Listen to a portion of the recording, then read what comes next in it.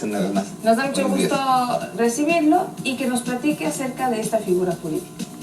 Sí, fíjate que a mí me surge este tema, igualmente a raíz de que algunas llamadas, algunos clientes me han preguntado en sí, bueno, ¿qué es el delito de fraude? ¿Y por qué? No tanto por el que se lo cometen, como por el que le quieren imputar esto cuando no lo ha hecho. Es decir, de una relación meramente civil a una relación comercial, los requerimientos que realizan los abogados o las empresas que se dedican a recuperar cartera vencida mencionan esta palabra como si fuera algo a forma de intimidar a la gente. ¿Sí? Cuando en realidad en la mayoría de los casos no lo es. ¿Por qué? En primer término, porque el fraude es un delito y que se castiga efectivamente con una pena privativa de la libertad. Sí. Pero para que exista ese delito, el fraude genéricamente, porque existen varios tipos de fraudes específicos, pero yo quisiera tocar el fraude genérico, que en esencia nuestro código penal establece que para que alguien cometa el delito de fraude tiene que engañar a otra persona o aprovecharse del error en que esté esa y se allegue de un lucro indebido. Es decir, que tú engañando con todo el dolo, tú puedes obtener un lucro en dinero, ¿sí?, de otra persona que se encuentra en el error o tú la engañaste, como te acabo de mencionar. Sin embargo, en la práctica se da mucho a que los despachos que se dedican a la recuperación de cartera intimidan o intiman a la gente con este delito. Esto a base de llamadas. A base de llamadas, a base de citatorios, de cartas, de interpelaciones extrajudiciales, donde le establecen a las personas, al particular, que bueno, que en virtud de que no pagaron a lo mejor el crédito que sacaron, llámese tarjeta, llámese un mueble, es muy común ese tipo de créditos que se dan ahorita, bueno, pues que van a ser reprendidos de alguna forma a través del delito de fraude. En la regla general no es procedente. ¿Por qué?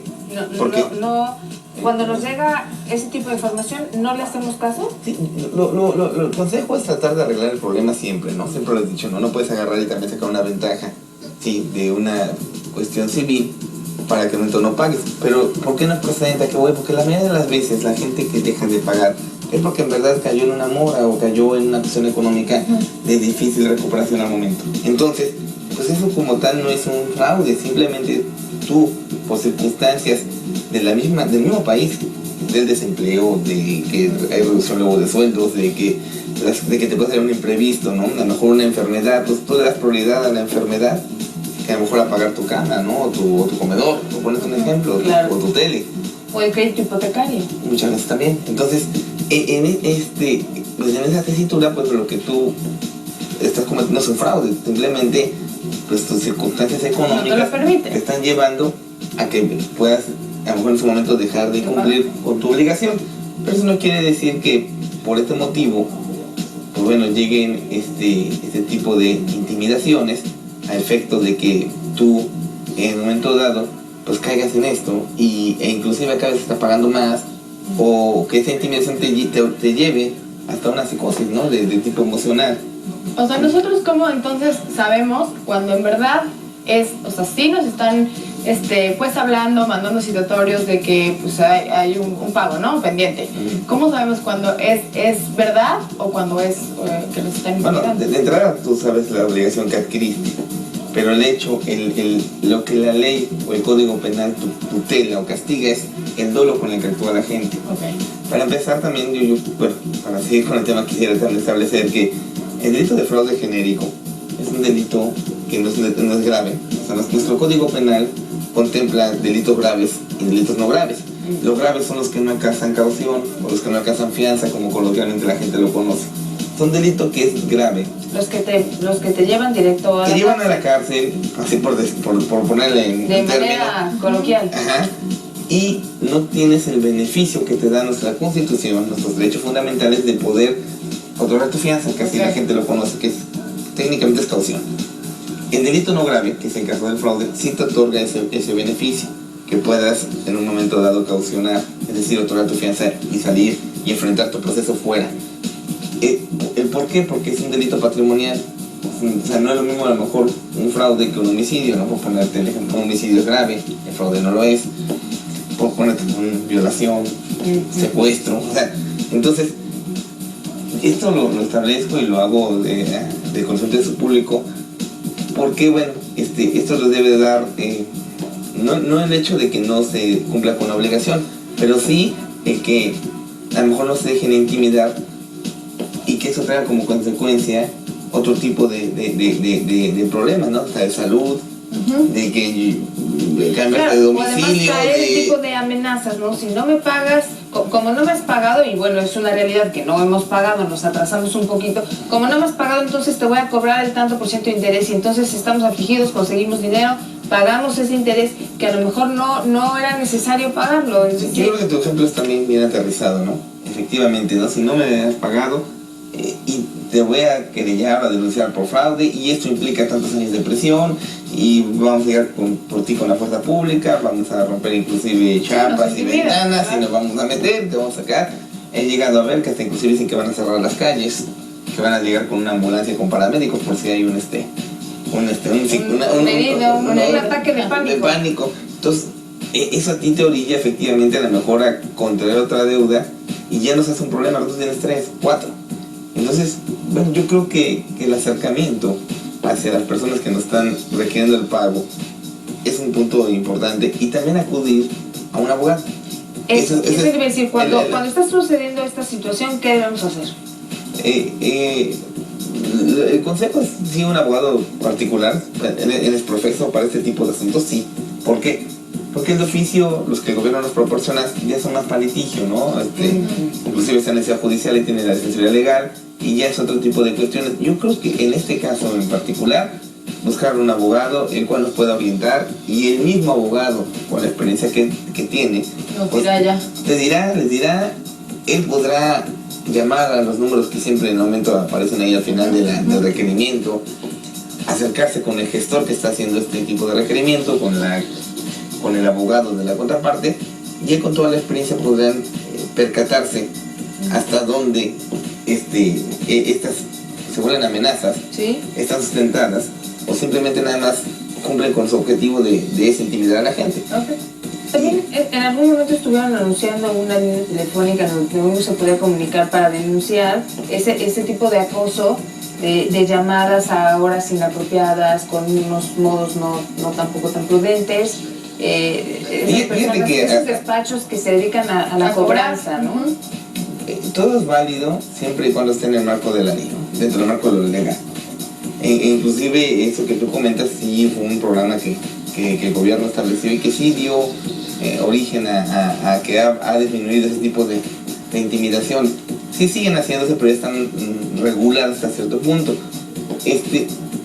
Otra vez yo platicaba también al aire con ustedes que, por ejemplo, en la Profeco existe una oficina para el cual tú te puedas ir a registrar, o sea, tu número telefónico no te estén a lo mejor, bueno, cambiando un poquito de tema, pero es lo mismo, llamando y ofreciendo servicios. Sí, creo que puedes hacerlo y te dejan de hablar, ¿no? Pero que en esencia, para mí es algo un tanto cuanto sin sentido, porque debe ser al revés, ¿no?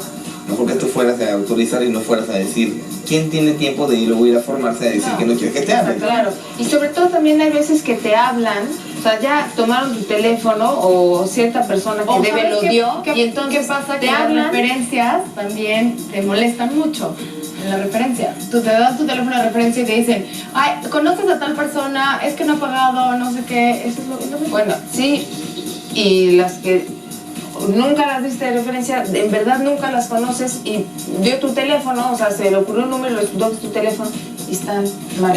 Eso es muy común también, sí se da, pero insisto, ¿no? Al revés, ¿no? Tú como ciudadano tienes garantías, tienes derechos, como está tu privacidad, y entonces es al revés. No es lógico que tú vayas a Profeco a que tu teléfono no lo molesten porque no sientas tu número de teléfono cuando te estén llamando, cuando debe ser al revés, ¿no? A lo mejor tú tienes que decir, bueno, sí quiero que me vendan publicidad, sí quiero que me ofrezcan, pero no que tú vayas a decir que no quiero, ¿no? ¿Hasta qué punto está permitido o hasta qué punto es que sí pueden hacer eso de hablarte para recordarte, ¿no? Que tienes pagos o...